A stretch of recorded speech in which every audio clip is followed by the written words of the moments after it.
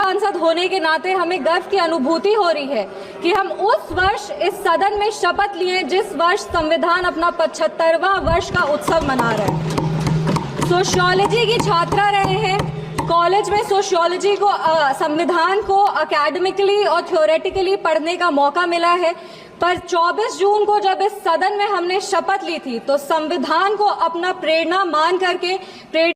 स्तोत्र उससे प्रेरणा ले करके अपने कार्यों में भी संविधान को ढालने का मौका मिला है।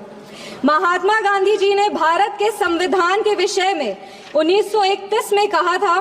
आई shall strive for a constitution which will release India from thraldom and patronage. इस सदन में जब हम शपथ लिए थे, संविधान की शपथ लिए थे और सत्य निष्ठा से प्रतिज्ञान किए थे कि भारत की प्रभुता और अखंडता को अक्षुण्ण रखेंगे और कर्तव्यों का श्रद्धापूर्वक निर्वहन करेंगे,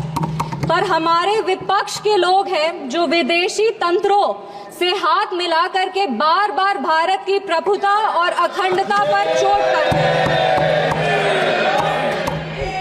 एक तरफ जहां मोदी जी की कार्यकाल में एफडीआई बढ़ा है, जो फॉरेन डायरेक्ट इन्वेस्टमेंट है, वहीं पे इतने ही वर्षों में कांग्रेस का एसडीआई जरूर बढ़ गया। अब एस उसमें क्या है, उसका नाम लेंगे तो हल्ला हंगामा हो जाएगा, इसीलिए आप लोग खुद ही समझ जाइएगा। ये वही बात हो गया, हिंदी का एक मुहावरा है, मुंह में राम बगल में छुरी, पर ये भी विपक्ष पे सही नहीं बैठता है, क्योंकि विपक्ष तो प्रभु श्री राम का नाम ही नहीं ले सकते, पर छुरी लेकर के बार बार संविधान की हत्या जरूर करने का कोशिश करते हैं। इसीलिए हम लोग कहते हैं